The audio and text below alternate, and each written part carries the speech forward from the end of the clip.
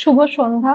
ABP অর্থাৎ association of Bengali professionals আয়োজিত আজকের অনুষ্ঠানে উপস্থিত সকলকে শুভেচ্ছা এবং আজকের অনুষ্ঠানের সঞ্চালক নাতাশা ইসলামকে আমি অনুরোধ করছি আজকের অনুষ্ঠান পরিচালনা করার জন্য।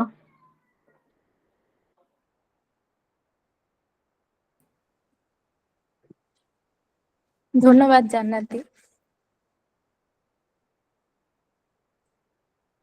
তুমি রবে নীরবে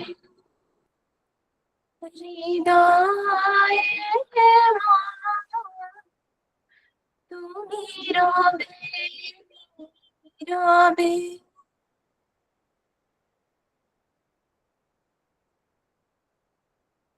আজ বিশ্বকবি রবীন্দ্রনাথ ঠাকুরের ১৬৪তম জন্মবার্ষিকী। এই বিশেষ দিনে আমরা কবিগুরুর প্রতি আমাদের শ্রদ্ধা জানাই। অনুষ্ঠানটি বিশ্বকবির জন্মবার্ষিকী উদযাপন এবং তার প্রতি শ্রদ্ধা নিবেদনের উদ্দেশ্যে আয়োজিত। তিনি তার লেখার মাধ্যমে সার্বজনীনতা, সামাজিক সম্প্রীতি এবং মানবিক দৃষ্টিভঙ্গি প্রচার করেছিলেন। তার ছোট গল্প, প্রবন্ধ এবং নাটকগুলি বর্ণ বৈষম্য, নারী অধিকার এবং সাম্প্রদায়িকতার মতো গভীর সামাজিক রাজনৈতিক বিষয়গুলি অন্বেষণ করেছিল, যা তাকে ঔপনিবেশিক ভারতে একজন প্রগতিশীল কণ্ঠস্বরে পরিণত করেছে। সারা দেশে রবীন্দ্র জয়ন্তী পালিত হলেও পশ্চিমবঙ্গের বিভিন্ন স্থানে এর জাঁকজমক দেখা যায়। এই দিনে স্কুল, বিশ্ববিদ্যালয় এবং স্থানীয় প্রতিষ্ঠানগুলিতে সাংস্কৃতিক অনুষ্ঠানগুলি রবীন্দ্রনাথের কর্মকে তুলে ধরে। বিভিন্ন অনুষ্ঠানে রবীন্দ্রসঙ্গীত দ্বারা অনুপ্রাণিত নৃত্যনাট্য, গান এবং আবৃত্তি পরিবেশিত হয়। আমরা আশা করি রবীন্দ্র জয়ন্তী এই অনুষ্ঠান আমাদের মধ্যে কবিগুরুর প্রতি আরো বেশি ভালোবাসার সঞ্চার করবে। আসুন আমরা বিপদ থেকে রক্ষা পাওয়ার জন্য প্রার্থনা না করে বরং বিপদের মুখোমুখি হওয়ার সময় নির্ভীক থাকার জন্য প্রার্থনা করি। সম্মানিত অতিথিবৃন্দ, গবেষকগণ, শিক্ষাবিদ, ছাত্রছাত্রী এবং বিশ্বের বিভিন্ন প্রান্ত থেকে যুক্ত থাকা সকল দর্শককে শুভ সন্ধ্যা। বিশ্বকবি রবীন্দ্রনাথ ঠাকুরের ১৬৪তম জন্মদিনে ওনার প্রতি গভীর শ্রদ্ধাঞ্জলি। আমি নাতাশা ইসলাম আজকের association of Bengali প্রফেশনালসের Rabindra Jayanti উদযাপন উপলক্ষে ২০২৫-এর অনলাইন অনুষ্ঠানের সঞ্চালিকা হিসেবে আপনাদের সবাইকে আবারও একবার জানাই আন্তরিক শুভেচ্ছা ও স্বাগতম। বিশ্ববরেণ্য বিশ্বকবির জন্মদিনকে পাথেয় করে আজকের আমাদের পথ চলা ও আনুষ্ঠানিক অনুষ্ঠান।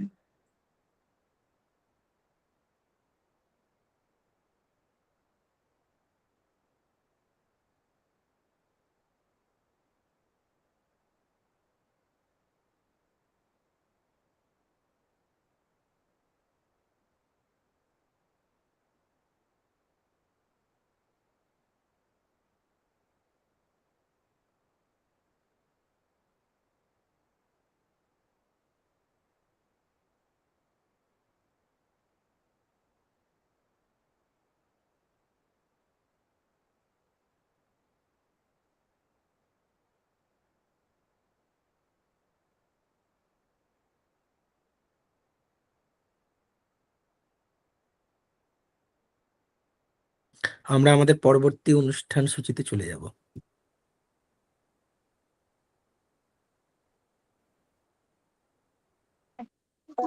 আজ এই রবীন্দ্র জয়ন্তী উদযাপন উৎসবে আমাদের সাথে রয়েছেন বিশিষ্ট দন্ত চিকিৎসক ডাক্তার আবু সঈদ আহমেদ মহাশয়, বিশিষ্ট শিক্ষাবিদ ও অভিজ্ঞ গবেষক ডক্টর আসিফ আকরাম মহাশয়, বিশিষ্ট আধিকারিক নইমুর রহমান মহাশয়, বাংলা ভাষা ও সাহিত্যের অধ্যাপক ডাক্তার আত্তার হোসেন মহাশয়, ইংরেজি ভাষা ও সাহিত্যের গবেষিকা দিলরুবা খাতুন মহাশয়, বিশিষ্ট অধ্যাপিকা ডাক্তার আলিসা সফদার মহাশয়া, গবেষক আসিকুল শেখ মহাশয়, কবি মফিজুল ইসলাম মহাশয়, কবি মোনালিসা রহমান মহাশয়, কবি বেনজির নাজ মহাশয়া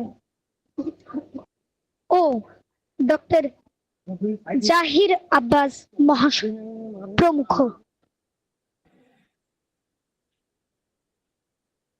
আমাদের আজকের অনুষ্ঠানের শুভ সূচনা হবে স্বাগত ভাষণের মধ্য দিয়ে।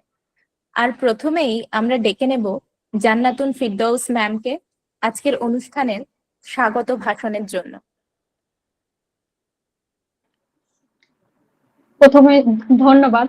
প্রথমেই ধন্যবাদ জানাই সঞ্চালিকা নাতাশা ইসলামকে আমাকে আজকের অনুষ্ঠানে স্বাগত ভাষণ দেওয়ার সুযোগ করে দেওয়ার জন্য।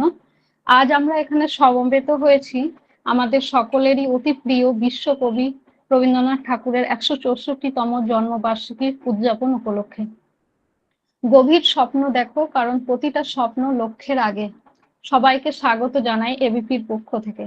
আজ কবিগুরু রবীন্দ্রনাথ ঠাকুরের জন্মদিন। তিনি ছিলেন বহুমুখী প্রতিভার অধিকারী, আর এই বিখ্যাত কিংবদন্তি সম্পর্কে আমরা যতই বলি না কেন তবু যেন কম মনে হয়। রবীন্দ্রনাথ ঠাকুর, যিনি কেবল একজন কবি নন, তিনি ছিলেন একাধারে ঔপন্যাসিক, নাট্যকার, সঙ্গীতজ্ঞ, দার্শনিক, সমাজ সংস্কারক, চিত্রশিল্পী এবং একজন মানবতাবাদী। তার জীবন ও কর্মের মাধ্যমে তিনি আমাদের শিক্ষা, সংস্কৃতি এবং চিন্তা চেতনাকে নতুন পথে চালিত করেছেন। তার কবিতা, গান এবং গল্প আমাদের মন ও আত্মার গভীরে প্রবেশ করে, আমাদের জীবনকে আরো সুন্দর করে তোলে। তার দৃষ্টিভঙ্গি ছিল তার শিল্পের মাধ্যমে মানুষকে একত্রিত করা, ভাষা সংস্কৃতি সীমানার বাধা ভঙ্গ করা। তিনি ছিলেন ভারতীয় সাহিত্যের সত্যিকারের পথিকৃৎ। তার শিল্প ও সাহিত্য শুধু দেশ নয়, গোটা বিশ্বের চিন্তাধারাকে বদলে দিয়েছিল। তিনি রবীন্দ্রসঙ্গীত নামে 2000-এরও বেশি গান লিখেছেন। সেই সব গান বাঙালির মনে প্রাণে সর্বদা বিরাজমান। তার সৃষ্টিকলা বিশ্বজুড়ে প্রশংসিত ও চিরন্তন। তার গীতাঞ্জলি কাব্যগ্রন্থের অসামান্য প্রতিভার জন্য তিনি নোবেল পুরস্কার পেয়েছিলেন প্রথম ইউরোপীয় হিসেবে। তার দেনা পাওনা কাবুলিওয়ালার মতো লেখা আমাদের পড়ার বইতে গেঁথে রয়েছে। ভারতের জাতীয় সঙ্গীত জনগণ মন-তে তার লেখা ও সুর আমাদের মধ্যে এক গভীর শক্তি যোগায়। আজকের এই অনুষ্ঠানে আমরা শুধু রবীন্দ্র সাহিত্য ও সংস্কৃতিকে স্মরণ করব না, বরং আমরা তার আদর্শকে, তার মানবতার মন্ত্রকে এবং তার শিক্ষা ও দর্শনকে গ্রহণ করব। এবার আসি আমি আজকের আয়োজক সংগঠন, আমাদের পরিবার, আমাদের পথ চলার ক্ষেত্রভূমি, আমাদের সকলের লালিত মানসিক শক্তি এবিপি সম্পর্কে কিছু কথা নেই। আপনারা জানেন, দীর্ঘ 5 বছর ধরে শিক্ষা, স্বাস্থ্য, সাহিত্য, সংস্কৃতি প্রভৃতি ক্ষেত্রে কাজ করে চলেছে এবিপি। বিশেষ করে গ্রাম বাংলার ছেলে মেয়েদের উত্তরণের সোপান হিসেবে আত্মপ্রকাশ করেছিল এবিপি। এবিপি স্বপ্ন দেখে জাতি, ধর্ম, বর্ণ নির্বিশেষে একত্রিত হয়ে সুন্দর সুস্থ সমাজ গড়ার ও বাংলাকে সোনার বাংলায় রূপান্তরিত করার। আর সেই লক্ষ্যেই আমরা সূচনা লগ্ন থেকেই কাজ করে চলেছি। দীর্ঘদিন ধরে এবিপি রবিবাসরীয় পাঠচক্র, লিখন প্রতিযোগিতা, পত্রিকা প্রকাশ, সংস্কৃতির চর্চা প্রভৃতির মাধ্যমে সাহিত্য সংস্কৃতির যে বিকাশ এবং সংরক্ষণ, সেক্ষেত্রে নিরন্তর কাজ করে চলেছে। আমরা এই মার্চে রিসার্চ ইন্টার্নশিপের আয়োজন করেছিলাম এবং এই রিসার্চ ইন্টার্নশিপ আমাদের এই মে মাস থেকে শুরু হবে। প্রতিনিয়ত আমরা এইভাবে নানান কাজ করে চলেছি। আমাদের আজকের আয়োজনে আমরা বাংলা ভাষা, সাহিত্য, সংস্কৃতি, ঐতিহ্যের স্পর্শে আসব। এই অনুষ্ঠানে গান, কবিতা, সংক্ষিপ্ত বক্তব্য ইত্যাদির মাধ্যমে আমরা আজকের দিনটা উদযাপন করব। তাই আমি আবারও আপনাদের স্বাগত জানিয়ে স্বাগত ভাষণ শেষ করছি এই বলে, হে বিশ্বকবি রবীন্দ্রনাথ ঠাকুর, আমার প্রাণের কবি, আজ তোমার জন্মবার্ষিকীতে এটাই বলতে চাই, আমি তোমায় ভালোবাসি, তোমাকে জানাই আমার বিনম্র শ্রদ্ধাঞ্জলি। ধন্যবাদ।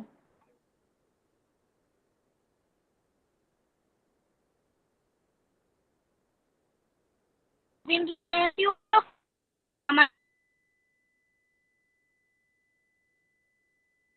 আমাদের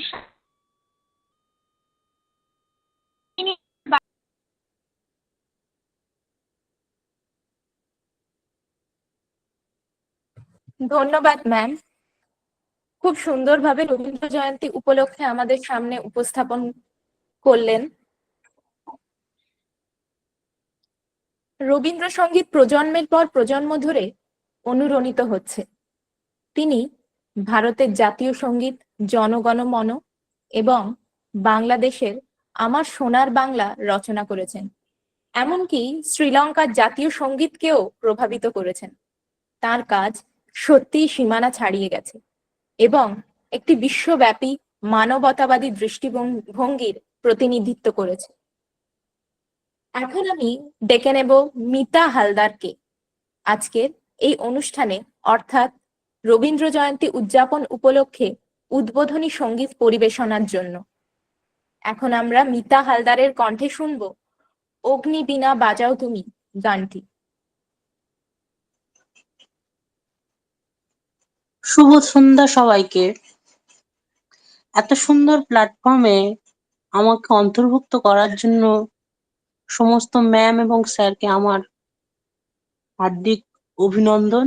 এবং আজকের আমাদের এই রবি ঠাকুরকে নিয়ে এত যে আস্ফালন, সমস্ত কিছু তাকেই শ্রদ্ধার্ঘ্য যদি না জানাই তাহলে আজকের দিনটা অপূর্ণ থেকে যায়। তাই তাকে শ্রদ্ধার্ঘ্য জানানোর একটা উপায় আমি খুঁজে পেয়েছি এই ছোট্ট একটা গানের মাধ্যমে।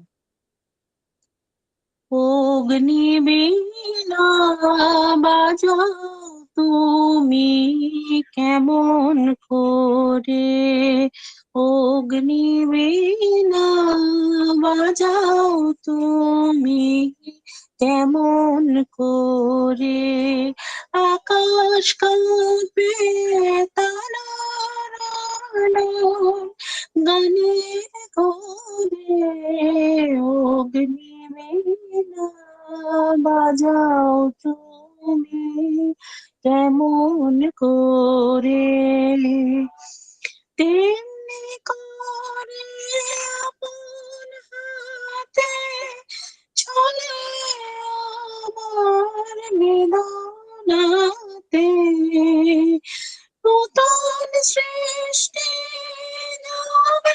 বুঝি জীবন পরে, অগ্নি বীণা বাজাও তুমি কেমন করে, বাজে বলে বাজাও তুমি সেই গরবে, ওগো প্রভু আমার প্রাণে সকল সবে, বিষম তোমার বন্যে মানে মানে আমার রাতে, বিষম তোমার বন্যে গাতে মানে মানে আমার রাতে, জানি নতুন তারা ব্যথায় মরে, অগ্নি বীণা বাজাও তুমি কেমন করে, অগ্নি বীণা বাজাও তুমি কেমন করে। ধন্যবাদ।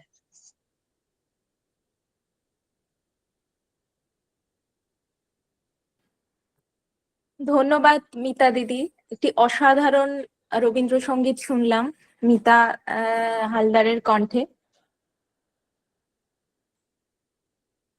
রবীন্দ্রনাথ ঠাকুর, যিনি এপার ওপার দুই বাংলার কাছে খুব জনপ্রিয়, বাঙালির প্রাণের কবি রবীন্দ্রনাথ। আর সেই প্রাণের উচ্ছ্বাস ও আবেগ নিয়েই আমরা এবিপির মাধ্যমে আজকের এই সাংস্কৃতিক অনুষ্ঠানের আয়োজন করেছি। চলুন বিশ্বকবি রবীন্দ্রনাথ ঠাকুরের 164তম জন্মবার্ষিকী উদযাপন করি গান, কবিতা আর বক্তৃতার মাধ্যমে। এখন আমাদের সামনে বিশ্বকবি রবীন্দ্রনাথের বিজ্ঞান মনস্কতা বিষয়ে বক্তব্য রাখবেন বিশিষ্ট গবেষক তথা আমাদের কর্মযজ্ঞের অভিভাবক ডক্টর আসিফ আকরম স্যার। ধন্যবাদ। আমার কথা কি পরিষ্কার শোনা যাচ্ছে? হ্যাঁ হ্যাঁ, পরিষ্কার শোনা যাচ্ছে। ঠিক আছে। তো আমি রবীন্দ্রনাথ ঠাকুরের বিখ্যাত একটা বই আছে বিশ্ব পরিচয় নামে, এবং বিশ্ব পরিচয়ের ভূমিকায় উনি লিখছেন যে উনি বিজ্ঞানটাকে সাহিত্যের মাধ্যমে প্রকাশ করার একটা ধৃষ্টতা করছেন উনার ল্যাঙ্গুয়েজ।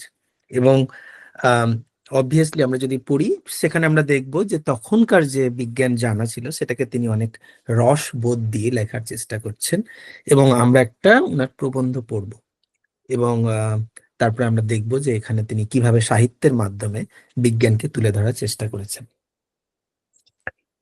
সূর্যের সঙ্গে সৌরজগৎ, এটা আমাদের সোলার সিস্টেম, যেটা সূর্য এবং আমাদের বিভিন্ন গ্রহ উপগ্রহ নিয়ে যে সৌরজগৎ, সেইটা নিয়ে লেখা, এবং সেটার বিজ্ঞানটা কি সেটা উনি বোঝানোর চেষ্টা করেছেন। সৌরজগৎ, সূর্যের সঙ্গে গ্রহদের সম্বন্ধের বাঁধন বিচার করলে দেখা যায় গ্রহগুলির প্রদক্ষিণের রাস্তা সূর্যের বিষুব রেখার প্রায় সমান লাইনে। এই গেল এক। আরেক কথা, সূর্য যেদিক দিয়ে আপন মেরুদণ্ডের বেষ্টন করে ঘুর দেয়, গ্রহেরাও সেই দিক দিয়ে পাক খায় আর সূর্যকে প্রদক্ষিণ করে। এর থেকে বোঝা যায় সূর্যের সঙ্গে গ্রহদের সম্বন্ধ জন্মগত। তাদের সেই জন্ম বিবরণের আলোচনা করা যাক। নক্ষত্রেরা পরস্পর বহু কোটি মাইল দূরে দূরে ঘুরে বেড়াচ্ছে বলে গায়ে গায়ে তাদের অতিশয় কাছে আসার সম্ভাবনা নেই বললেই হয়। কেউ কেউ আন্দাজ করেন যে প্রায় 200 কোটি বছর আগে এই রকমের একটি দুঃসম্ভব ঘটনায় হয়তো ঘটেছিল। একটা প্রকাণ্ড নক্ষত্র এসে পড়েছিল তখনকার যুগের সূর্যের কাছে। ওই নক্ষত্রের টানে সূর্য এবং আগন্তুক নক্ষত্রের মধ্যে প্রচন্ড বেগে উথলে উঠল অগ্নি বাষ্পের জোয়ারের ঢেউ। অবশেষে টানের চোটে কোনো কোনো ঢেউ বেড়ে উঠতে উঠতে ছিঁড়ে বেরিয়ে গেল। সেই বড় নক্ষত্র হয়তো এদের কতকগুলো আত্মসাৎ করে থাকবে। বাকি টুকরোগুলো সূর্যের প্রবল টানে তখন থেকে ঘুরতে লাগলো সূর্যের চারিদিকে। সেই ছোট বড় জ্বলন্ত বাষ্পের টুকরোগুলি থেকেই গ্রহদের উৎপত্তি। পৃথিবী তাদেরই মধ্যে একটি। তো এখানে একটা জিনিস আমি বলবো, আমরা যেটা সায়েন্স সম্পর্কে জানি, যে আমাদের সৌরজগতের যে প্রত্যেকটা গ্রহ এটা একটা প্লেনে আছে, যেটা উনি প্রথমে লাইনে বলেছেন যে একটা প্লেনে আছে। প্লেনে আছে মানে কি, কেউ উপরে মাথার উপরে নেই, কেউ পায়ের নিচে নেই, মানে বিভিন্ন বিভিন্ন আলাদা আলাদা প্লেনে নেই। প্রত্যেকটা একটা যেন সিটের উপরে, একটা চাদরের উপরে যেন প্রত্যেকটা গ্রহ উপগ্রহ এবং সূর্য একটা যেন চাদরের উপরে আছে। এইরকম ভাবে কল্পনা উনি করছেন, একটা প্লেনে আছে। এবং উনি বলছেন যে কিভাবে এই গ্রহগুলো সৃষ্টি হলো, কারণ আমরা জানি যে গ্যালাক্সিতে আমরা জানি কোটি কোটি গ্যালাক্সি আছে। গ্যালাক্সি হলো যেগুলোতে প্রচুর নক্ষত্র তারা এইসব থাকে। অনেকগুলো নক্ষত্র তারা মিলে, কোটি কোটি নক্ষত্র তারা মিলে একটা গ্যালাক্সি হয়। এরকম কোটি কোটি গ্যালাক্সি আছে আমাদের মহাকাশে, যেটা আমরা দেখতে পাই। এই যে কোটি কোটি তারা নিয়ে যে গ্যালাক্সি হয়, প্রত্যেক তারাতে কিন্তু গ্রহ থাকে না।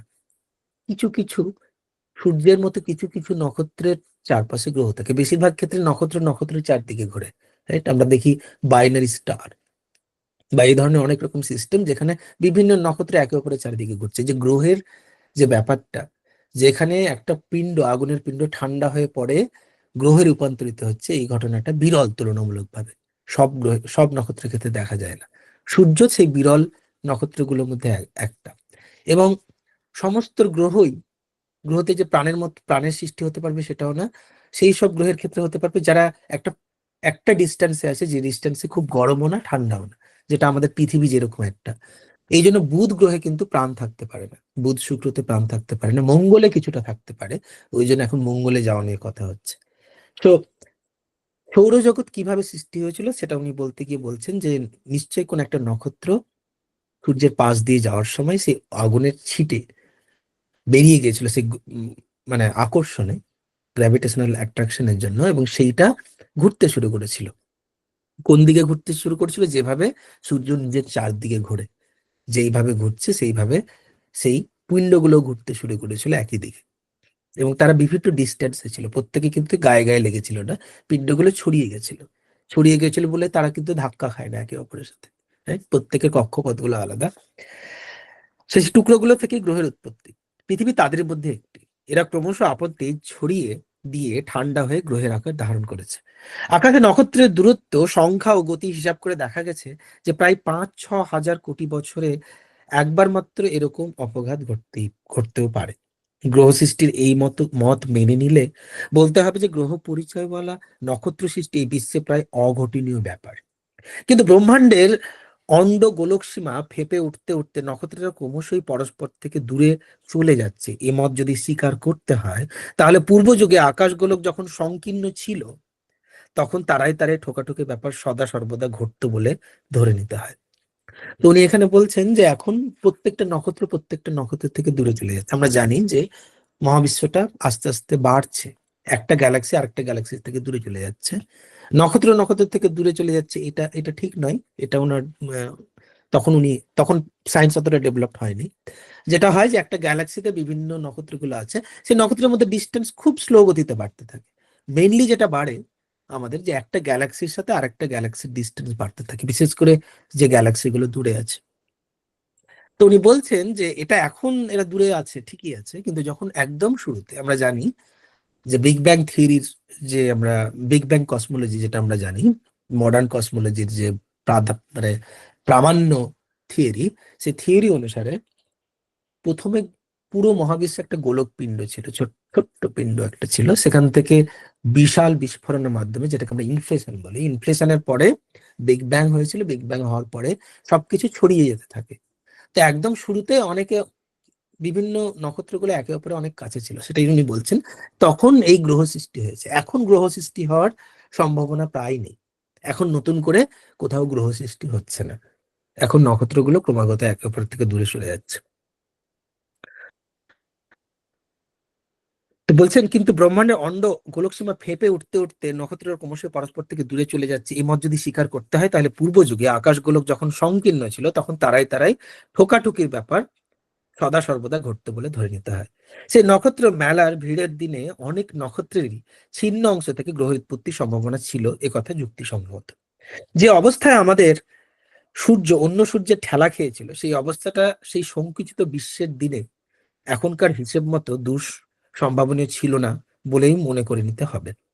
যারা এই মত মেনে নেননি তাদের অনেকে বলেন যে প্রত্যেক নক্ষত্রের বিকাশের বিশেষ অবস্থায় ক্রমশ এমন একটা সময় আসে যখন সে পাকা শিমুল ফলের মতো ফেটে গিয়ে প্রচন্ড বেগে চারিদিকে পুঞ্জ পুঞ্জ অগ্নিবাষ্প ছড়িয়ে ফেলে দেয়।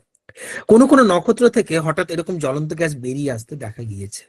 ছোট একটি নক্ষত্র ছিল, কয়েক বছর আগে তাকে ভালো দূরবীন ছাড়া কখনো দেখা যায়নি।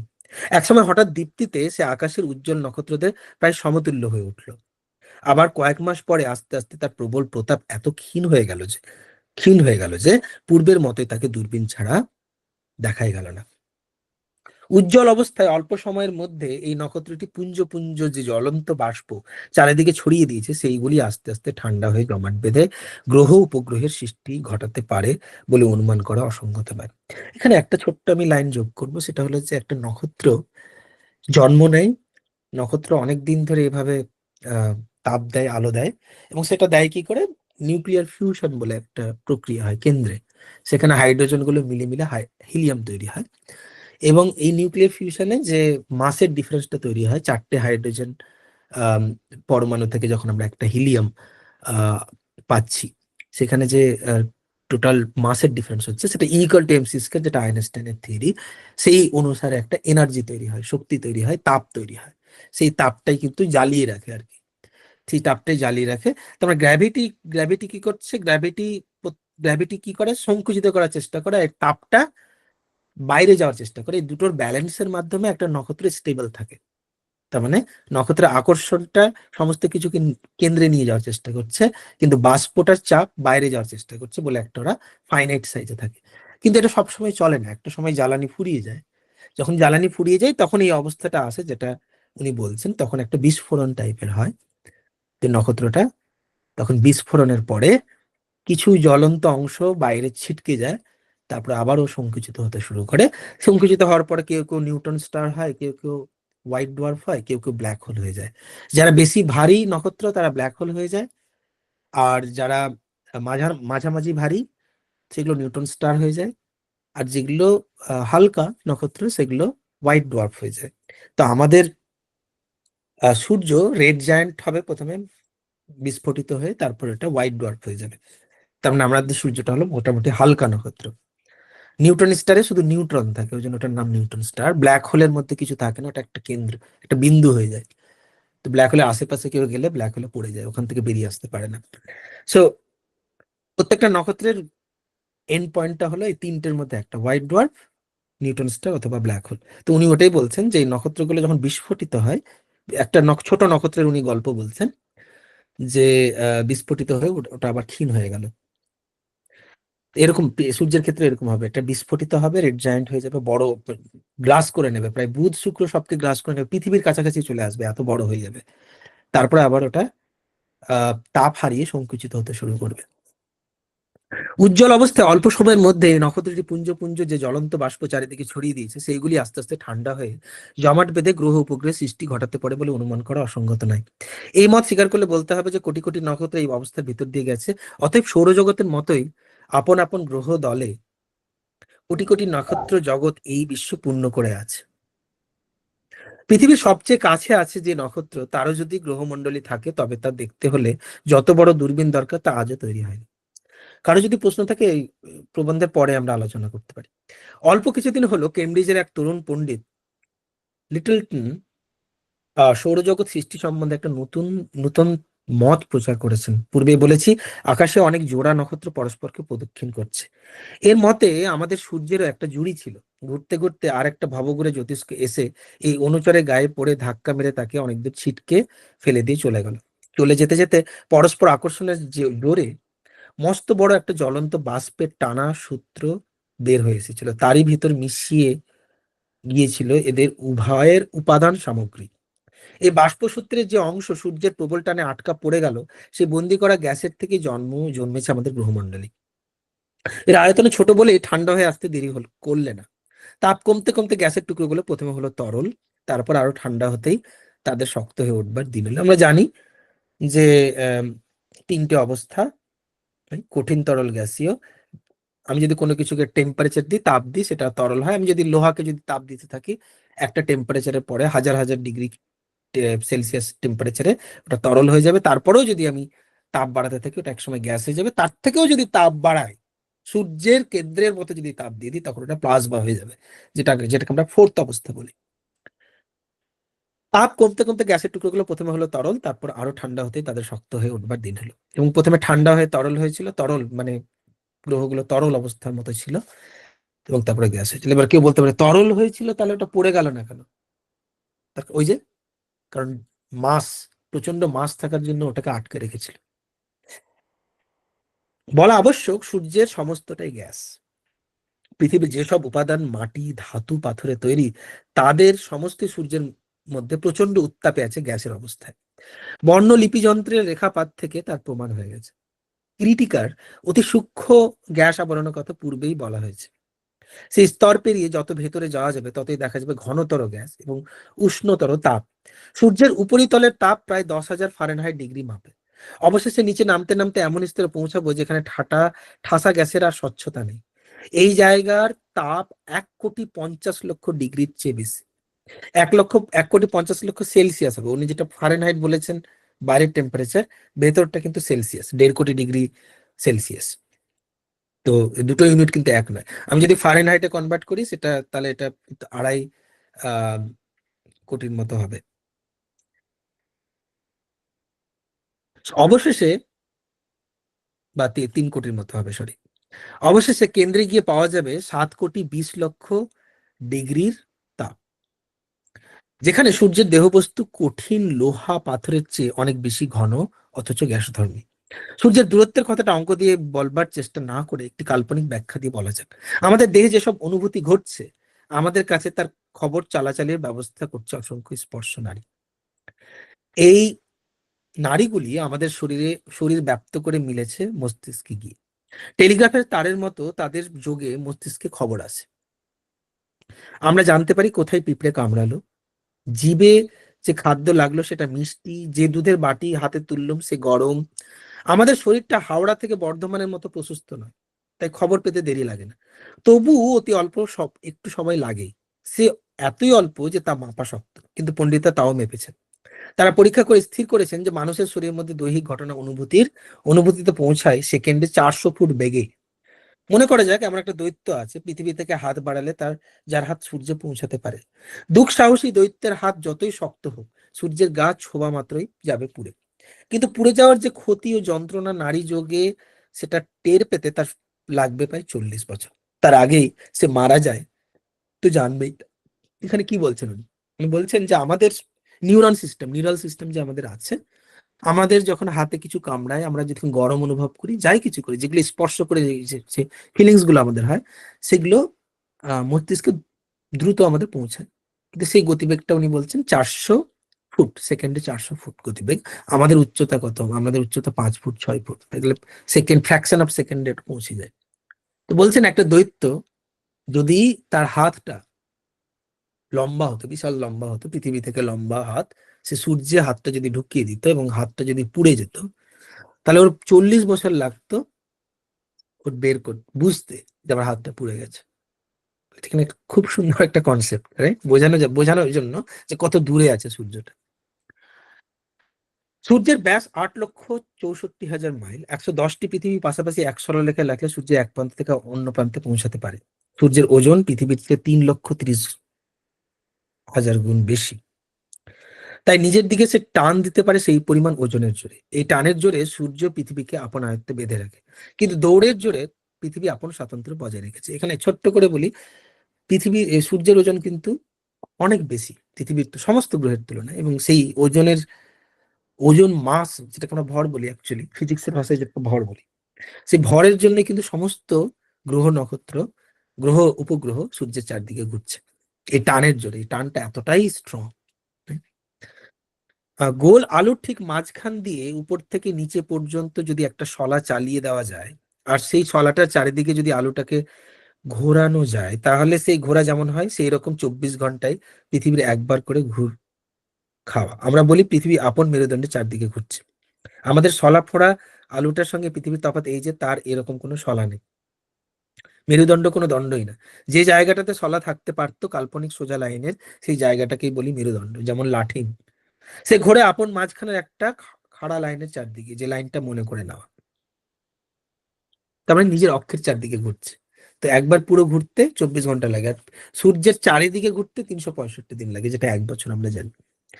মেরুদণ্ডের চারিদিকে পৃথিবীর এক পাক ঘুরতে লাগে 24 ঘন্টা। সূর্য আপন মেরুদণ্ডের চারদিকে ঘুরতে কতক্ষণ লাগে তা যে উপায়ে জানা গেছে সে কথা বলি। খুব ভোরে যখন আলোতে চোখ ধাঁধায় না, তখন সূর্যের দিকে তাকালে হয়তো দেখা যাবে সূর্যের গায়ে কালো কালো দাগ আছে। এক একটি কালো দাগ সময়ে সময়ে এত বড় হয়ে প্রকাশ পাই যে সমস্ত গ্রহ উপগ্রহ একত্র করলেও তার সমান হয় না। ছোট দাগগুলি মিলিয়ে যেতে বেশি দিন লাগে না, কিন্তু বড় বড় দাগ 2-3 সপ্তাহ থাকে। দূরবীন দিয়ে দেখলে মনে হয় যেন এরা ক্রমাগত ডান দিকে ঘুরে যাচ্ছে, কিন্তু আসল ঘুরছে এদের সবাইকে গায়ে নিয়ে সূর্য। এই কালো দাগের অনুসরণ করে এই ঘুরে যাওয়ার সময়টা হিসাব পাওয়া গেছে। প্রমাণ হয়েছে যে পৃথিবী ঘোরে 24 ঘন্টায়, সূর্য ঘোরে 26 দিন। সূর্য নিজের চারদিকে কিন্তু ঘুরছে। এই ঘুরতে 26 দিন লাগে। কি করে আমরা বুঝি? ব্ল্যাক স্পট আছে সূর্যে, কিছু ব্ল্যাক স্পট আছে। ব্ল্যাক স্পট কি? যে জায়গাতে আলো কম সেটা ব্ল্যাক স্পট। ওখানে আলোর পরিমাণ কম বলে ওটা ব্ল্যাক স্পট হিসেবে আমরা দেখতে পাই। এবং সেইটা পুরো সূর্য যেহেতু ঘোরে, ওটা ডান দিকে সরতে সরতে সরতে আবার যখন ফিরে আসে, সেটা 26 দিন লাগে। সেখান থেকে আমরা বুঝতে পারি যে সূর্য নিজের অক্ষের চারদিকে 26 দিনে ঘুরছে। সূর্যের দাগগুলো সূর্যের বাইরের আবরণের প্রকাণ্ড আবর্ত গহ্বর, সেখান থেকে উত্তপ্ত গ্যাস কুণ্ডলী আকারে ঘুরতে ঘুরতে উপরে বেরিয়ে আসছে। এর কেন্দ্র প্রদেশে ঘোর কালো, তার নাম আমরা। তার চারদিকে কম কালো বেষ্টনী, তার নাম পেনাম্বরা। এদের কালো দেখতে হয়েছে চারপাশের দীপ্তির তুলনায়। সেই আলো যদি বন্ধ করা যেত তাহলে অতি তীব্র দেখা যেত এদের জ্যোতি। তার মানে বলছে যে যেটাকে আমরা ব্ল্যাক স্পট বলছি, যদি অন্য আলোগুলো না থাকতো সেটাই কিন্তু আবার উজ্জ্বল স্পট হয়ে যেত। সূর্যের যে দাগ খুব বড়, আর তার কোনোটার আমরা এক পার থেকে আরেক পার মাপ 50,000 মাইল। 50,000 মাইল মানে একটু আইডিয়া দিতে, আমাদের পুরো পৃথিবী ঘুরতে লাগবে 30 থেকে 40,000 মাইল, না 30 থেকে 40,000 কিলোমিটার, মানে 20-25,000 মাইল। সো 50,000 মানে পুরো পুরো পৃথিবী ঘুরতে, পুরো পৃথিবীতে আমরা যদি হেঁটে ঘুরে বেড়াই, মানে পুরো বিষুবরেখা বরাবর, বা পৃথিবী যদি ব্যাসটাকে নিই, পৃথিবীর এক প্রান্ত থেকে আরেক প্রান্তের দূরত্ব প্রায় 8,000 কিলোমিটার, মানে ওই 5,000 মাইলের মতো। এটা 50,000 মাইল, মানে পৃথিবীর 10 গুণ, পৃথিবীর সাইজের 10 গুণ। 1.5 লক্ষ মাইল তার পেনাম্বরার মাপ। আর তার পেনাম্বরাটা তার পাশে, আর পাশের যেটা পেনাম্বরা, আমরার পাশে একটু কম কালো পেনাম্বরা আছে, সেটা হলো তার 1.5 গুণ, 3 গুণ, 1.5 লক্ষ মাইল। সূর্যের এইসব দাগের কমা বাড়ার প্রভাব পৃথিবীর উপরে নানা রকমের কাজ করে। যেমন আমাদের আবহাওয়ায় প্রায় 11 বছরের পালাক্রমে সূর্যের দাগ বাড়ে কমে। পরীক্ষা দেখা গেছে বনস্পতির গুঁড়ির মধ্যে এই দাগি বৎসরের সাক্ষ্য আঁকা পড়ে। বড় গাছের গুঁড়ি কাটলে তার মধ্যে দেখা যায় প্রতি বছরে একটা করে চক্র চিহ্ন। এই চিহ্নগুলি কোনো কোনো জায়গায় ঘেঁষাঘেঁষি, কোনো কোনো জায়গায় ফাঁকা ফাঁক ফাঁক। প্রত্যেক চক্র চিহ্ন থেকে বোঝা যায় গাছটা বৎসরে কতখানি বেড়ে গেছে, কতখানি করে বেড়েছে। আমেরিকায় অ্যারিজোনায় মরুপ্রায় প্রদেশে ডাক্তার ডগলাস দেখেছেন যে যে বছরে সূর্যের কালো দাগ বেশি দেখা দিয়েছে, সেই বছরে গুঁড়ির দাগ চওড়া হয়েছে বেশি। অ্যারিজোনার পাইন গাছে 500 বছরের চিহ্ন গুনতে গুনতে 1650 থেকে 1725 খ্রিস্টাব্দ পর্যন্ত সূর্যের দাগের লক্ষণে একটা ফাঁক পড়লো। অবশেষে তিনি গ্রিনিচ মানযন্ত্র বিভাগে সংবাদ দিয়ে জানলেন ওই কটা বছর সূর্যের দাগ প্রায় ছিল না। বর্তমান সময়ে সূর্যের দাগ বারবার বারবার দিকে চলছে, বাড়ছে। 1938 কিংবা 1939 খ্রিস্টাব্দে এর পুরো পরিমাণ বাড়তির কথা। সূর্যের দেহ থেকে যে প্রচুর আলো বেরিয়ে চলেছে, তার অতি সামান্য ভাগ গ্রহগুলোতে থাকে। মানে কি কি হয়, মানে সূর্য থেকে সমস্ত দিকে আলোগুলো বেরোচ্ছে, তার যে আলোর অংশটা আমরা পাচ্ছি পৃথিবী, সেটা খুব সামান্য, কারণ পৃথিবী অনেক দূরে আছে। right?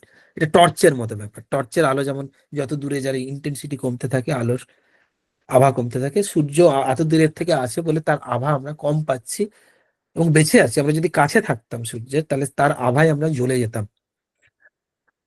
অন্য গ্রহে থাকলে, মানে বুধ শুক্রতে থাকলে অনেকখানি চলে যায় শূন্যে। সেকেন্ডে 1,86,000 মাইল বেগ, মানে আলোর গতিবেগ উনি বলছেন 1,86,000 মাইল, যেটা 3 লক্ষ কিলোমিটার। ওকে, কোন নক্ষত্রে পৌঁছায় 4 বছরে, কোন নক্ষত্রে 30,000 বছরে, কোন নক্ষত্রে 9 লক্ষ বছর। আমরা মনে ভাবি সূর্য আমাদেরই, আর তার আলোর দানে আমাদেরই বেশি দাবি, কিন্তু এত আলো একটুখানি মাত্র আমাদের ছুঁয়ে যায়, তারপরে সূর্যের এই আলোকের দূত সূর্য আর ফেরে না। কোথায় যায়, বিশ্বে কোন কাজে লাগে কে জানে। অবশ্যই আলোটা আর ফিরবে না, আলোটা যখন ছড়িয়ে যাচ্ছে সেটা ছড়িয়ে দূরে চলে যেতে থাকবে ক্রমাগত। জ্যোতিষ্ক লোকেদের সম্বন্ধে একটা আলোচনা বাকি রয়ে গেল। কোথা থেকে নিরন্তর তাদের তাপের যোগান চলছে তার সন্ধান করা দরকার পরমাণুর মধ্যে। ইলেকট্রন প্রোটনের যোগে 1 আউন্স হিলিয়ামের সৃষ্টিকার্যে যে তেজের উদ্ভব হতে পারে হিসাব করে দেখা যাচ্ছে তাতে 100 ঘোড়দৌড় শক্তির কল রাত্রি দিন 8 বছর ধরে চালানো যেতে পারে। তো বলছে যে একটা ইলেকট্রন প্রোটনের যোগে 1 আউন্স হিলিয়ামের সৃষ্টিতে যে তাপ, তেজের তাপের উৎপন্ন হবে, তাতে 100টা ঘোড়দৌড়, মানে হর্স রেস, যেগুলো আমরা হর্স পাওয়ার বলি, ব্রিটিশ ইউনিট, এটা হর্স পাওয়ার, সেটার কল কি রাত্রি দিন 8 বছর ধরে চালানো যেতে পারবে। এত তাপ তৈরি হয়, এত এনার্জি তৈরি হয়। এবং আমরা যেটা এক্ষুনি বললাম যে হাইড্রোজেন, 4টে হাইড্রোজেন পরমাণু মিলে একটা হিলিয়াম পরমাণু তৈরি হয়, বা হিলিয়াম পরমাণু তৈরি হয়, এবং সেটা আমরা আলোচনা করলাম যে সেখান থেকেই E=mc² সূত্র অনুসারে শক্তির উৎপাদন হয়। এ তো গড়ে গড়ে তোলবার কথা, কিন্তু বস্তু ধ্বংস করতে তার চেয়ে অনেক গুণ তীব্র শক্তির প্রয়োজন। প্রোটনে ইলেকট্রনে যদি সংঘাত বাঁধে, তাহলে সুতীব্র কিরণ বিকিরণ করে তখনই তারা মিলিয়ে যাবে। এতে যে প্রচন্ড তেজের উদ্ভব হয় তা কল্পনাতীত। এইরকম কাণ্ডটাই ঘটেছে নক্ষত্রমণ্ডলীর মধ্যে। সেখানে বস্তু ধ্বংসের কাজ চলছে বলে অনুমান করা সঙ্গত। এই মত অনুসারে সূর্য 360 লক্ষ কোটি টন ওজনের বস্তু পুঞ্জ প্রত্যহ খরচ করে ফেলছে, কিন্তু সূর্যের ভান্ডার এত বৃহৎ যে আরো বহু বহু কোটি বৎসর এরকম অপব্যয়ের উদ্দামতা চলতে পারবে। আমরা জানি মোটামুটি যে এখনো সূর্য 400-500 কোটি বছর বাঁচতে পারবে। কিন্তু বর্তমান বিশ্বের আয়ু সম্বন্ধে যে শেষ হিসেব অবধারিত হয়েছে সেটা মেনে নিলে বস্তু ভাঙনের চেয়ে বস্তু গড়নের মতটাই বেশি খাটে। যদি ধরে নেওয়া যায় যে একসময় সূর্য ছিল হাইড্রোজেন পুঞ্জ, তাহলে সেই হাইড্রোজেন থেকে হিলিয়াম গড়ে উঠতে যে তেজ জাগবার কথা সেটা এখনকার হিসাবের সঙ্গে মেলে, অর্থাৎ 100,000 10 লক্ষ বছর। 100,000 10 লক্ষ বছর। অতএব এই বিশ্ব জগৎটা ধ্বংসের দিকে না গড়ে উঠবার দিকে চলছে, না না দুই একসঙ্গে ঘটছে, সে সম্বন্ধে বিজ্ঞানের মতের মিল হয় না। এটা এটা এটা আমরা এখন জানি এটা ধ্বংসের দিকেই যাচ্ছে in in in in some sense. এখানে গড়ে ওঠার ব্যাপার নেই। এখানে অ্যাকচুয়ালি মানে হাইড্রোজেনটা হিলিয়ামে কনভার্ট হয়ে যাচ্ছে। আমরা জানি যে বাইরের স্তরগুলো আস্তে আস্তে কিন্তু অন্য আহ মানে যেগুলো ভারী ধাতু সেগুলোতে কনভার্ট হতে শুরু করবে। এই জন্য অনেক সময় দেখা যায় যে আমরা নক্ষত্র থেকে লোহা পাই। এই যে আমাদের আমাদের পৃথিবীতে বিভিন্ন ধাতু টাতু আসছে, এগুলো সব নক্ষত্র থেকে এসছে আলটিমেটলি। সেই এইগুলো আস্তে আস্তে ভারী আহ মৌলিক পদার্থের দিকে চলে যাবে, right? ভারী ভারী পদার্থের দিকে চলে যাবে। হাইড্রোজেন থেকে হিলিয়াম, হিলিয়াম থেকে আবার কার্বন হবে, কার্বন থেকে আরো ভারী ভারী পদার্থ তৈরি হবে, শেষে লোহা পর্যন্ত তৈরি হবে। সো এটা তৈরি হলেও আলটিমেটলি কিন্তু সূর্য একটা সময় তার জ্বালানি হারিয়ে ফেলবে, সূর্য আর জ্বলবে না। সূর্য হোয়াইট ডোয়ার্ফ থেকে ব্ল্যাক ডোয়ার্ফ হয়ে যাবে, তখন আর জ্বলবেও না। বিজ্ঞানের মতে সমস্ত কিছু আস্তে আস্তে দূরে চলে যাবে এবং ঠান্ডা হয়ে যাবে। কোল্ড কোল্ড মহাবিশ্বটা ঠান্ডা হতে থাকবে ক্রমশ এবং দূরে যেতে থাকবে। এটা হলো, এবং এটার কোনো ধ্বংস আছে কি সেই রকম সেন্সে ধ্বংস নেই, কোনো ড্রামাটিক কিছু নেই, কিন্তু এটা ঠান্ডা অবস্থায় গিয়ে পৌঁছে যাবে। তো এটা হলো বিজ্ঞানের মত। কয়েক বছর হলো যে বিকিরণ শক্তি ধরা পড়েছে যার নাম দেওয়া হয়েছে কসমিক রশ্মি। সেটার উদ্ভব না পৃথিবীতে, না সূর্যে, এমনকি না নক্ষত্রলোকে।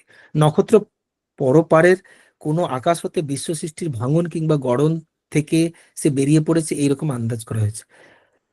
তো কসমিক রে এর কথা বলছে এখানে, যেখানে আমরা মানে আমরা একটা মানে সবসময় একটা জ্যোতির মতো জিনিস ধরা পড়ে আর কি আমাদের যন্ত্রতে, যে অ্যাস্ট্রোনমির যে যন্ত্রগুলো আছে সেগুলোতে ধরা পড়ে যে সবসময় কিন্তু এরকম সূর্য থেকে শুধু যে আলো আসছে তাপ আসছে তা না, সূর্যের বাইরে থেকে বিভিন্ন জায়গা থেকে কিন্তু এরকম আলো তাপ বস্তু আসছে, তাপ তাপ বস্তু আলো বস্তু এগুলো আসছে, যেগুলোকে আমরা বলি কসমিক রেজ। সেগুলো এক ধরনের আলোক তরঙ্গ, সেগুলোকে কসমিক রেজ বলি, এবং সেগুলো বিভিন্ন প্রক্রিয়াকে সূচিত করে। কোথাও আহ কোথাও একটা সূর্যের সাথে আরেকটা সূর্য ধাক্কা লাগছে, কোথাও ধ্বংস হয়ে যাচ্ছে একটা সূর্য। এই সমস্ত যে বিভিন্ন ঘটনাগুলো ঘটছে তার প্রমাণ হিসাবে আমরা কিন্তু এরকম তাপ আলো সংগ্রহ করি, এবং সেগুলো যথেষ্ট উজ্জ্বল জিনিসপত্র, এবং সেগুলো থেকে আমরা জানতে পারি যে মহাবিশ্বে সবসময় ঘটনা ঘটতেই চলেছে। যাই হোক, বিশ্ব সৃষ্টি ব্যাপারে এই যে সব বিপরীত বার্তাবহ ইশারা আসছে বিজ্ঞানীদের পরীক্ষাগারে, সেটা হয়তো কোন একটা জটিল গণনার ব্যাপারে এসে ঠেকবে, কিন্তু আমরা তো বিজ্ঞানী নই, বুঝতে পারিনি হঠাৎ অঙ্কের আরম্ভ হয় কোথা থেকে, একেবারে শেষই বা হয় কোনখানে। সম্পূর্ণ সংগঠিত বিশ্বকে নিয়ে হঠাৎ কালের আরম্ভ হলো, আর সদ্যলুপ্ত বিশ্বের সঙ্গে কালের সম্পূর্ণ অন্ত হবে, আমাদের বুদ্ধিতে এর কিনারা পায়নি। বিজ্ঞানী বলবেন বুদ্ধির কথা এখানে আসছে না, এ হলো গণনার কথা। সেই গণনা বর্তমান ঘটনাধারার উপরে প্রতিষ্ঠিত। এর আদি অন্তে যদি অন্ধকার দেখি তাহলে উপায় নেই। তো এই ছিল আমার আলোচনা। অবশ্যই অনেকের অনেক প্রশ্ন থাকতে পারে, যদি কারো কোনো প্রশ্ন থাকে আমাকে জিজ্ঞেস করতে পারেন। ধন্যবাদ।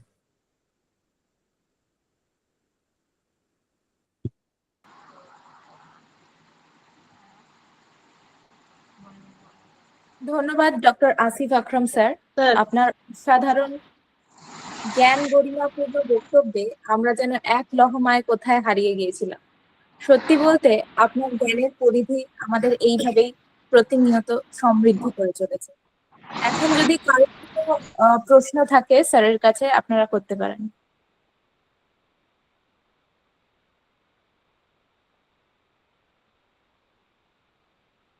স্যার হ্যাঁ বলো।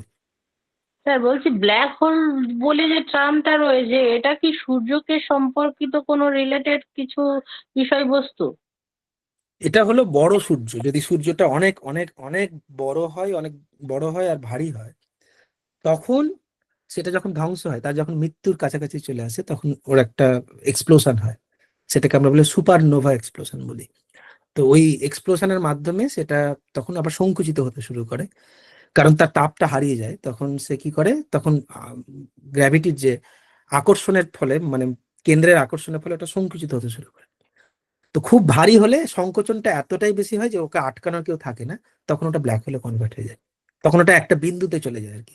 পুরো মাসটা, পুরো নক্ষত্রটা একটা বিন্দুতে কেন্দ্রীভূত হয়ে যায়, এবং সেই বিন্দুটা এতটাই আকর্ষণ থাকে যে আলো ওকে ওকে পাস করে যেতে পারে না। তো ওটাকে আমরা ব্ল্যাক হোল বলি। তো সূর্যের ক্ষেত্রে এটা হবে না, আমাদের সূর্যের ক্ষেত্রে সূর্য কিন্তু হোয়াইট ডোয়ার্ফ হবে, এটা ব্ল্যাক হোল হবে না।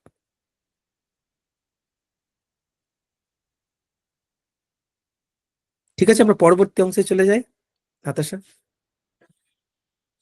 হ্যাঁ, হ্যাঁ, একটা জাস্ট লাইন আমি বলবো যে রবীন্দ্রনাথের বিশ্ব পরিচয় বইটা সাহিত্যের স্টুডেন্টদের অবশ্যই পড়া উচিত। অবশ্য মানে সবকিছু ওখানে যে সঠিক এখনকার বিজ্ঞান অনুসারে সেটা নয়, কিন্তু উনি যে গল্পের ছলে বিজ্ঞানটাকে বোঝানোর চেষ্টা করছেন সেটা আমাদের কাছে গুরুত্বপূর্ণ।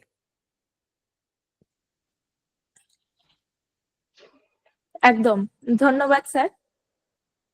আজ আমরা এমন এক মহান তথা বিশ্বের কবি রবীন্দ্রনাথ ঠাকুরের জন্মজয়ন্তী উপলক্ষে সমবেত হয়েছি, যিনি 1913 সালে গীতাঞ্জলির জন্য নোবেল পুরস্কার পান। এই মর্যাদাপূর্ণ স্বীকৃতি তাকে প্রথম এশিয়ান নোবেল বিজয়ী করে তোলে, যিনি ভারতীয় সাহিত্য ও দর্শনকে বিশ্ব মঞ্চে তুলে ধরেন। এখন আমাদের সামনে কবিতা পাঠ করবে আমাদের এবিপি স্কলারশিপের সফল ছাত্রী ফাহমিদা সাদিয়া। আমরা ফাহমিদা সাদিয়ার কণ্ঠে শুনব তার লেখা আজও রবিবার অপেক্ষা কবিতাটি। প্রথমেই ধন্যবাদ আমাকে আবৃত্তি করতে দেওয়ার জন্য। তো আমি আজকে একটি স্বরচিত কবিতা আবৃত্তি করব, যেটার নাম আজ রবিবারের অপেক্ষায়। প্রতিদিনের মতো একটি দিন নয়, হয়তো একটা সপ্তাহ, একটা বছর, এমনকি কয়েকটি বছর পার করে এসেছি। কখনো সিন্ধু, ব্যাবিলন, গ্রিস, মহেঞ্জোদারো, মিশরের মধ্যে দিয়ে ঘুরে এসেছি। নীলনদের বিপরীত স্রোতের শুধু একটি রবিবারের জন্য। এই রবিবার প্রতিদিনের মতো নয়, তাই অফিস শেষে রবিবারের অপেক্ষায়। সোম, মঙ্গল, বুধ আসে খুব তাড়াতাড়ি, বৃহস্পতি, শুক্র, শনি কাজের ফাঁকে অবসর নাই। তবু আমরা সকলে চাই ছেলেবেলার মতো ভালো কাটুক রবিবার। ধন্যবাদ। অনবদ্য উপস্থাপন ও লেখনী। ধন্যবাদ ফাহমিদা। এখন রবি ঠাকুরকে নিয়ে লেখা স্বরচিত কবিতা পাঠ করবেন কবি ও সম্পাদক মফিজুল ইসলাম মহাশয়।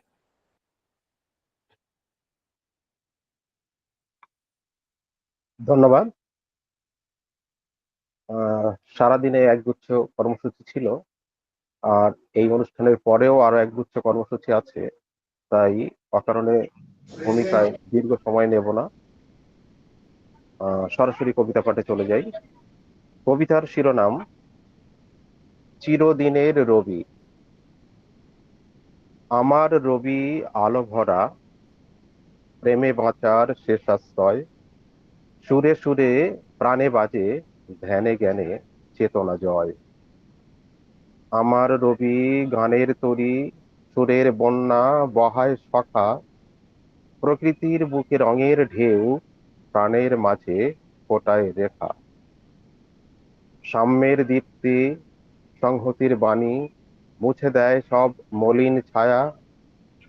সত্যের দ্বীপ, মুক্তির সঙ্গীত, আলো হয়ে বাঁধে মায়া। আমার রবি ধ্যানের খেলা, মননের নীলে ঝরে গান, চিন্তার রথে জ্ঞানের পথে জাগিয়ে তোলে জীবন প্রাণ। আলোর রথে স্বপ্নের বাঁকে ভেসে চলে মানব পথে। আমার রবি চির উদার, জাগায় সবার প্রেমের মহাস্রোতে। ধন্যবাদ। সুন্দর আবৃত্তি। ধন্যবাদ মফিজুল ইসলাম মহাশয়। স্বাগত জানাই সবাইকে। ধন্যবাদ মফিজুল ইসলাম মহাশয়। আসুন আমরা এগিয়ে যাই আমাদের পরবর্তী পরিবেশনার দিকে। এবার আমরা রবীন্দ্র দর্শন সম্পর্কে বিশেষ বক্তব্য দেওয়ার জন্য ডেকে নেব এবিপি এর সভাপতি ডক্টর আবু সাইদ আহমেদ স্যারকে। ধন্যবাদ সঞ্চালিকাকে। আজকে আমরা এমন একজনের জন্মবার্ষিকী পালন করার জন্য সমবেত হয়েছি, যার জীবনটা তার কর্মগুণের জন্য একটা বিশাল জীবন, মহাজীবন বলা চলে। এবং শুধু তাই নয়, তার যদি সময়ের গণনাতেও ধরা হয়, তার জীবনটা প্রায় ৮০ বছরের ছিল, ৮ দশকের। এবং পৃথিবীর এমন একটা গুরুত্বপূর্ণ সময়ে তিনি জন্মেছিলেন, যখন আজকে বিজ্ঞানের দিক থেকে হোক বা রাজনীতির দিক থেকে হোক বা সামাজিক দিক থেকে হোক, পৃথিবীটা খুব দ্রুত বদলে গেছিল ওই ৮০ বছরে। তিনি যখন জন্মেছিলেন ভারতে, তখন সিপাহী বিদ্রোহ সবে শেষ হয়েছে বা ব্যর্থ হয়েছে, কোম্পানি রুল শেষ হয়ে, কোম্পানি রাজ শেষ হয়ে ক্রাউন ডিপেন্ডেন্সি বা মহারানীর শাসন শুরু হয়েছে। এবং তিনি যখন পরলোক গমন করেন, প্রয়াত হন, তখন ভারতের প্রাদেশিক সরকার তৈরি হয়েছে তাঁরই গুণমুগ্ধ মানুষকে নিয়ে। এবং বিশ্বের প্রেক্ষিতে যদি দেখি, বিশ্ব তখন সবে ইউরোপীয় সাম্রাজ্যবাদ বা আমেরিকার গৃহযুদ্ধ সেই পর্যায়ে ছিল। এবং তিনি যখন মারা যাচ্ছেন, তখন গোটা বিশ্ব জুড়ে বিশ্বযুদ্ধ চলছে। এবং সাম্প্রদায়িক দিক থেকেও, ভারতের সামাজিক দিক থেকেও অনেক বেশি পরিবর্তন এসেছে। তখনকার রাজা মহারাজদের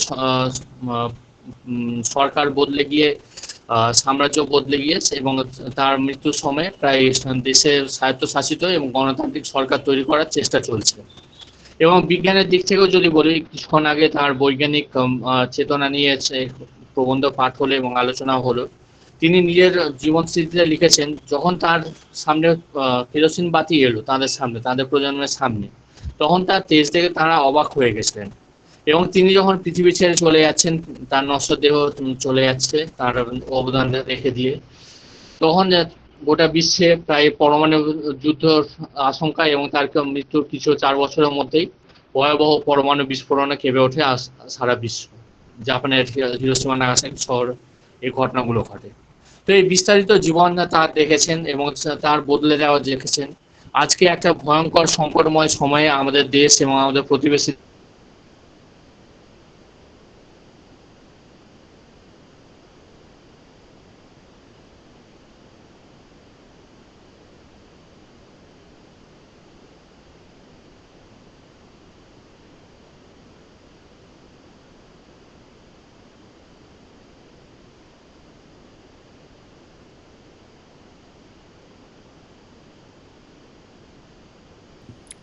কোনো কারণে শোনা যাচ্ছে না আবু সাইদ ভাই।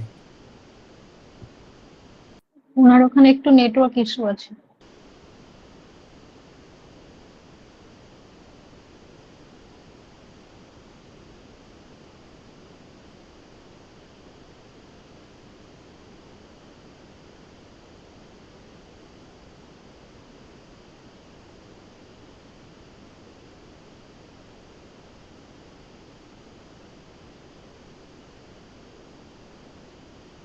উইলফ্রেড ওয়েন, তার মা একবার রবীন্দ্রনাথ ঠাকুরকে চিঠি লিখেছিলেন 1920 সালে, যখন রবীন্দ্রনাথ ঠাকুর লন্ডনে দর্শন পরিদর্শনে গেছিলেন এবং লন্ডনে বেড়াতে গেছিলেন। এবং সেখানে একজন relatively unknown women, Susan Wayne নামে একজন চিঠি লেখেন, এবং তিনি ঘটনাক্রমে ছিলেন উইলফ্রেড ওয়েনের মা। এবং সেই সময় রবীন্দ্রনাথ ঠাকুর জালিয়ানওয়ালাবাগের নৃশংস হত্যাকাণ্ডের প্রতিবাদে স্যার উপাধি বা নাইটহুড উপাধি ত্যাগ করেছিলেন প্রতিবাদে, কিন্তু সেটা তিনি জানতেন না। সেই জন্য চিঠিটা লিখেছেন শুরু করে, ডিয়ার স্যার রবীন্দ্রনাথ,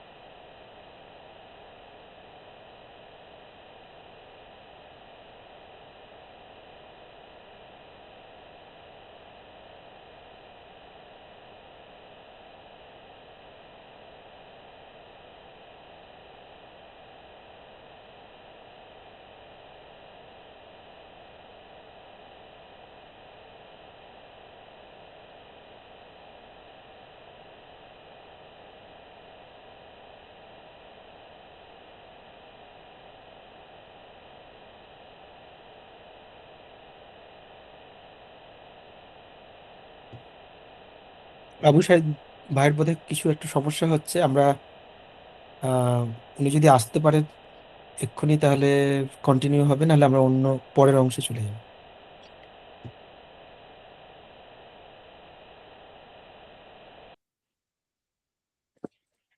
আমরা কি একটু অপেক্ষা করব ওনার জন্য? হ্যাঁ, 1 মিনিট অপেক্ষা করা যাক, তারপরে আমরা।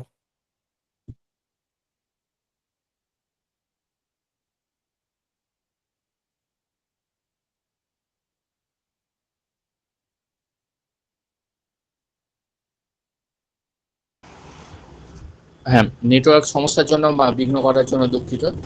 তো সেই কবিতাটি খুব বিখ্যাত হয়ে আছে আমাদের মধ্যে, এবং সেটা আমাদের যুদ্ধবিরোধী কবি উইলফ্রেড ওয়েনকেও এতটাই অনুপ্রাণিত করেছিল।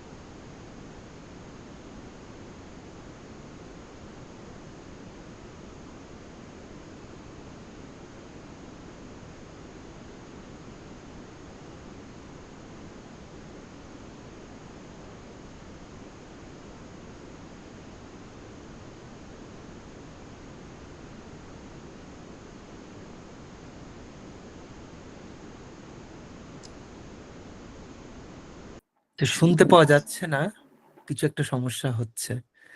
আহ আমরা শেষের দিকে আবার আসবো যদি। আহ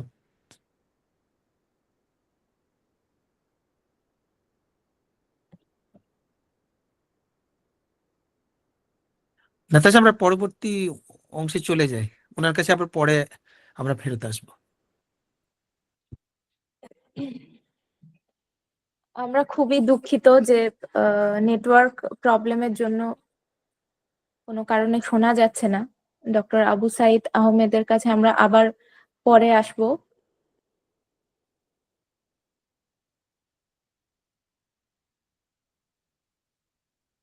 এখন আমাদের সামনে পরিবেশিত হবে রবীন্দ্রনাথ ঠাকুরের লেখা বাংলার মাটি বাংলার জল কবিতাটি।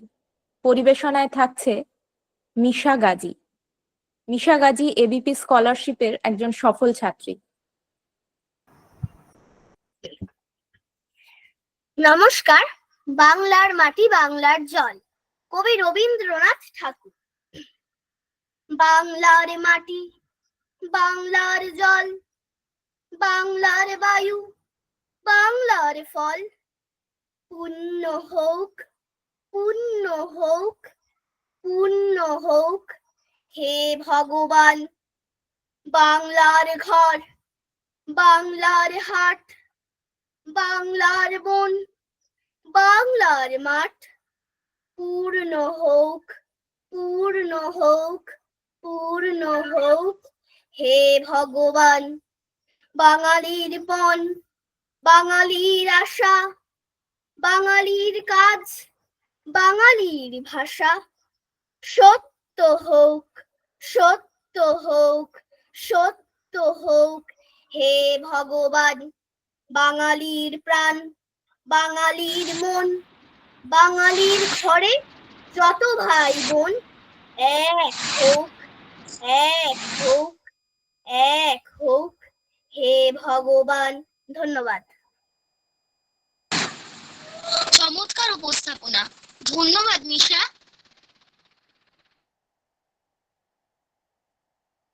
এখন আমাদের সামনে কবিতা আবৃত্তি করবে বাচিক শিল্পী সৃজন নাথ। আমরা সৃজন নাথের কণ্ঠে শুনব কবি রবীন্দ্রনাথ ঠাকুরের লেখা লুকোচুরি কবিতাটি।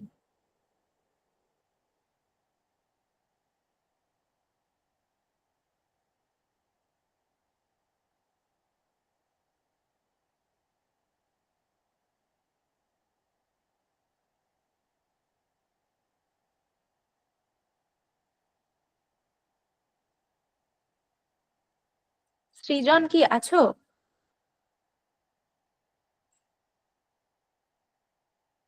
সৃজনও আমাদের এবিপি স্কলারশিপের একজন সফল ছাত্র। হ্যাঁ, সৃজন, তুমি শুরু করো।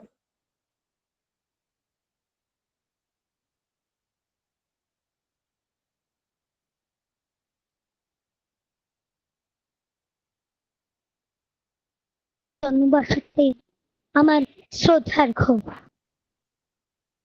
আবৃত্তি করছি কবিগুরুর লেখা কবিতা লুকোচুরি। আমি যদি দুষ্টুমি করে চাঁপার গাছে চাঁপা হয়ে ফুটে, ভোরের বেলা মাগো ডালের উপরে কচি পাতায় করে লুটোপুটি, তবে তুমি আমার কাছে হারো, তখন কি মা চিনতে আমায় পারো? তুমি ডাকো খোকা, কোথায় ওরে? আমি শুধু হাসি চুপটি করে। যখন তুমি থাকবে যে কাজ নিয়ে, সবই আমি দেখবো নয়ন মেলে। স্নানটি করে চাপার তলা দিয়ে আসবে তুমি পিঠেতে চুল ফেলে, এখান দিয়ে পুজোর ঘরে যাবে, দূরের থেকে ফুলের গন্ধ পাবে। তখন তুমি বুঝতে পারবে না সে তোমার খোকার গায়ের গন্ধ আসে। দুপুর বেলা মহাভারত হাতে বসবে তুমি সবার খাওয়া হলে, গাছের ছায়া ঘরের জানালাতে পড়বে এসে তোমার পিঠে কোলে। আমি আমার ছোট্ট ছায়াখানি দোলাবো তোর বইয়ের পরে আনি, তখন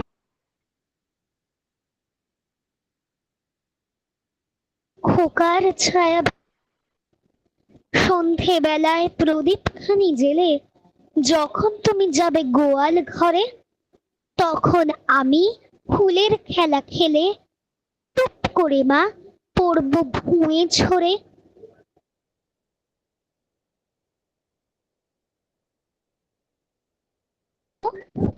তুমি বলবে দুষ্টু ছেলে কোথা?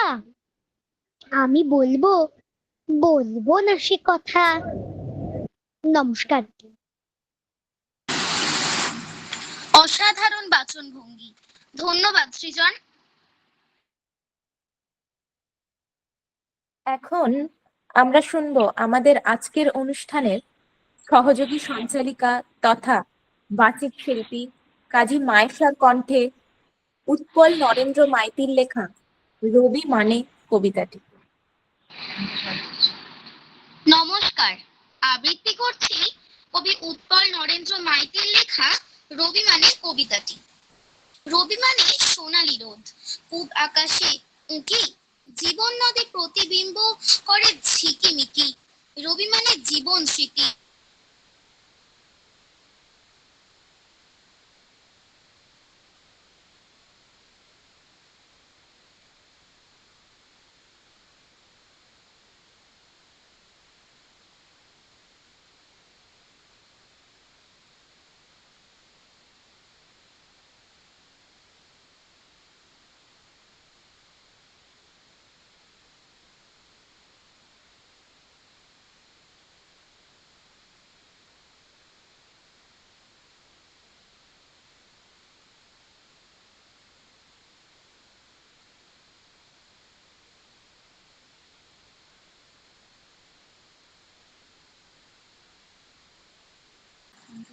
Sorry ma'am. হ্যাঁ তুমি বলো, বলে যাও। আচ্ছা ম্যাম।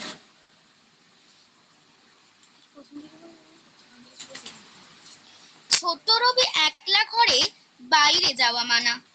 রবি মানে কবিতা, গান, নাটক, ছোট গল্প, রাশি রাশি উপন্যাস যার সত্য কিছু গল্প। রবি মানে দইওয়ালা, অমল যাকে ডাকে, পয়সা বিনা বেচে না দই, সোনায় রেগে তাকে। রবি মানে তোতা পাখি আতা গাছে বসে, অপেক্ষাতে থাকে কখন ঠাকুর তার বউ আসে। রবি মানে পড়াশুনো, বসে গাছের তলায় বাউল বাজায় একতারাটা শীতে পৌষ মেলায়। রবি মানে একলা চলা, না দিলে কেউ সারা, ফাগুন আনে কৃষ্ণচূড়া, মন যে পাগল পাড়া। রবি মানে আবির মাখা, বসন্তে দোল খেলা, দিলে সারা মনের মানুষ, ভাষাও প্রেমের ভেলা।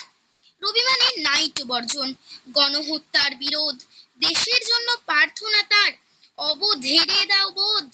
রবি মানে নোবেল প্রাইজ, গীতাঞ্জলি তরে, অবধা কি এর মূল্য বোঝে, করলো চুরি তারে।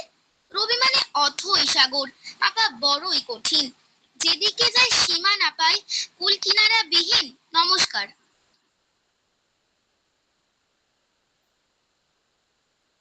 অসংখ্য ধন্যবাদ মাইশা, এত সুন্দর একটি আবৃত্তি আমাদের উপহার দেওয়ার জন্য।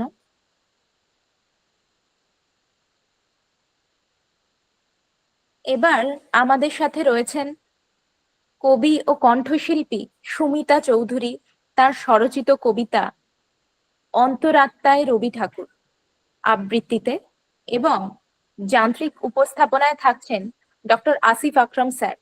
চলুন মনোযোগ দিয়ে শুনি।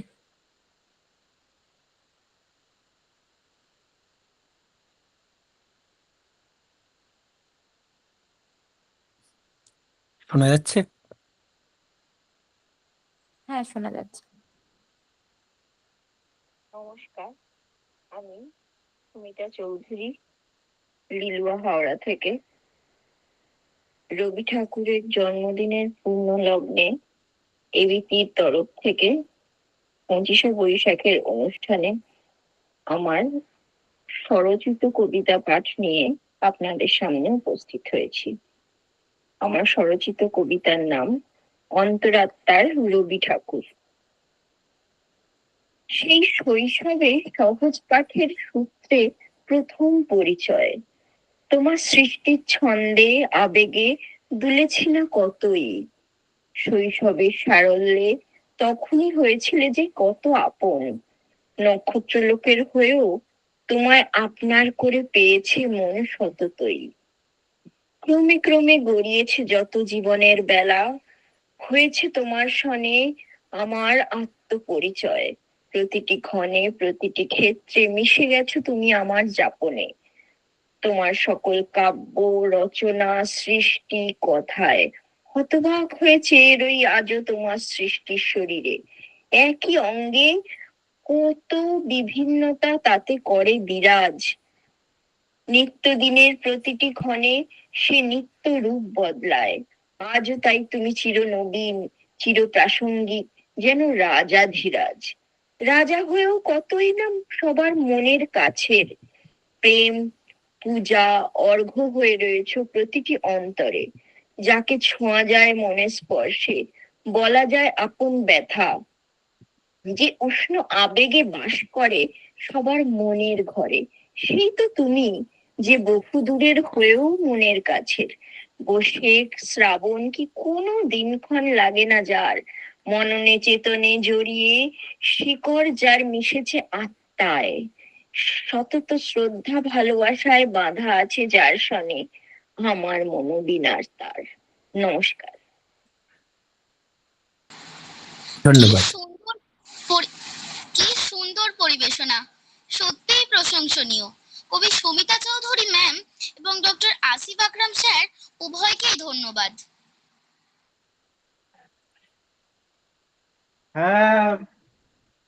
এখন আমাদের সামনে কবিতা আবৃত্তি করবে এবিপি এর সদস্য মিতা হালদার।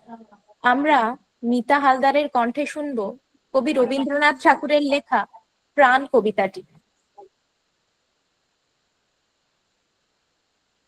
আবারও একটা সুযোগ পেলাম কবিকে শ্রদ্ধার্ঘ্য জানানোর জন্য। আমরা করোনাকালীন আমাদের প্রাণপণ নিঃশেষের পথে চলে গিয়েছিল।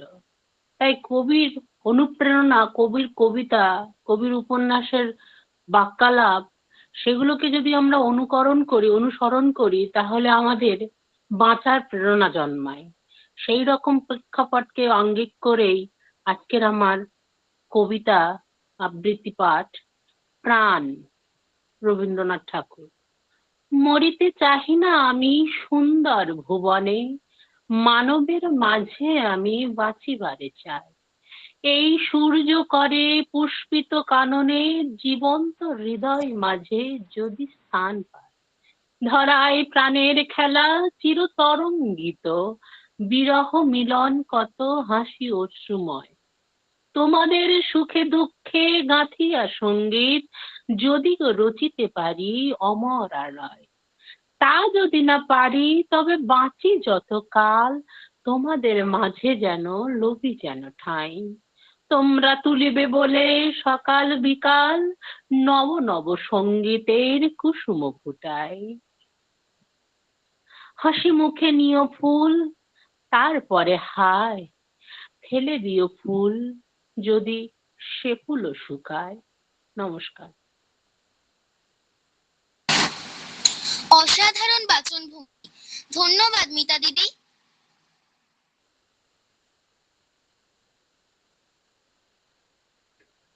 ধন্যবাদ।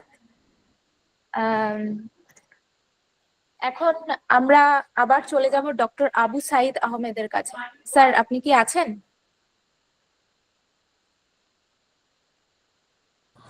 না, উনি এখন না, নেই। উনি নেই, না নেটওয়ার্ক ইস্যু, উনি আসতে পারছেন না। তাহলে আমাদের আজকের অনুষ্ঠানের সঙ্গীতে চলে যাই। সমাপ্তি সঙ্গীত পরিবেশনায় আছেন মিতা হালদার। সঙ্গীত তুই ফেলে এসেছিস মন কারে, গানটি আমরা শুনবো মিতা হালদারের কণ্ঠে।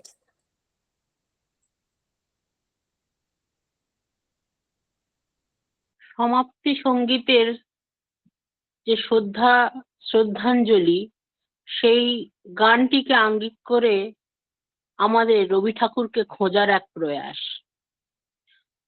গানটি হলো এরকমই: তুই ফেলে এসেছিস কারে মন, মন রে আমার, তুই ফেলে এসেছিস কারে মন, মন রে আমার। তাই জনম গেল শান্তি পেলি না রে মন, মন রে আমার। যে পথ দিয়ে চলে এলি, সে পথ এখন ভুলে গেলি রে। কেমন করে ফিরবি তাহার দ্বারে মন, মন রে আমার, তুই ফেলে এসেছিস কারে মন, মন রে আমার। নদীর জলে থাকি রে কান পেতে, কাঁপে রে প্রাণ পাতার মর মরেতে। মনে হয় যে পাবো খোঁজে ফুলের ভাষা যদি বুঝি রে। মনে হয় যে পাবো খুঁজে ফুলের ভাষা যদি বুঝি রে। যে পথ গেছে সন্ধ্যা তারার পারে মন, মন রে আমার, তুই ফেলে এসেছিস কারে মন, মন রে আমার। তাই জনম গেল শান্তি পেলি না রে মন, মন রে আমার, তুই তুই ফেলে এসেছিস কারে মন, মন রে আমার। নমস্কার। খুব মনোমুগ্ধকর পরিবেশনা। ধন্যবাদ মিতা দিদি। অনুষ্ঠানের অন্তিম লগ্নে আমরা করলাম সমাপনী সঙ্গীত তুই ফেলে এসেছিস মন কারে, মিতা দিদির কণ্ঠে। এইভাবে আমরা এগিয়ে চলেছি আজকের আনন্দ যাত্রায়। গান, কবিতা, নাচের এই আমাদের সঙ্গে থেকেছি আমরা।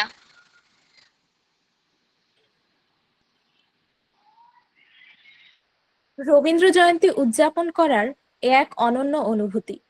আমরা কৃতজ্ঞ সকল অতিথি, শিল্পী, সঞ্চালক এবং দর্শকদের প্রতি।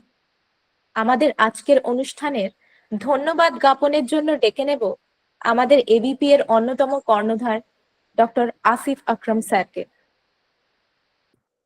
ধন্যবাদ নাতাশা, ধন্যবাদ সকলকে এই অনুষ্ঠানকে সফল করার জন্য। আজকে আমরা চেষ্টা করেছিলাম রবীন্দ্রনাথকে নতুন করে চেনার চেষ্টা করেছিলাম। রবীন্দ্রনাথের যে বিজ্ঞান চেতনা, বিজ্ঞান মনস্কতা এবং বিজ্ঞান ভালোবাসা, সেটাকে নতুনভাবে আমরা জানার চেষ্টা করেছিলাম। আজকে যে বাচ্চারা যারা কবিতা আবৃত্তি করেছে, তাদের কবিতা শুনে আমরা সবাই খুব খুশি হয়েছি। আমাদের প্ল্যাটফর্মের উদ্দেশ্যই হলো ছোটবেলা থেকেই সাহিত্য সংস্কৃতির চর্চা বাচ্চাদের মধ্যে প্রবেশ করানো, এবং সেই জন্য আমাদের স্কলারশিপ প্রোগ্রামটাতে আমরা বাচ্চাবেলা থেকেই বাংলার ছাত্রছাত্রীদেরকে আমরা গড়ে তুলতে চাই, সংস্কৃতি মনস্ক করতে চাই, বিজ্ঞান মনস্ক করতে চাই, এবং সেই পথে আমরা কিছুটা আজকে এগিয়ে গেলাম। সকলকে ধন্যবাদ। পরবর্তী রবীন্দ্র জয়ন্তী যখন হবে, আমরা রবীন্দ্রনাথকে আবার নতুন করে চেনার চেষ্টা করব, নতুন রূপে চেনার চেষ্টা করব, হয়তো ওনার দর্শন নিয়ে তখন আলোচনা হবে। তো এই নতুন ভাবে রবীন্দ্রনাথকে চেনার আশা রেখে আমরা শেষ করব। একটা শুধু অ্যানাউন্সমেন্ট আছে, আগামী 25শে মে 25 কিংবা 26-এ আমাদের নজরুল জয়ন্তী নিয়ে একটা অনুষ্ঠান হবে। সেখানে আপনাদেরকে সকলকে স্বাগত, আপনাদেরকে জানিয়ে দেওয়া হবে। ধন্যবাদ। ধন্যবাদ স্যার।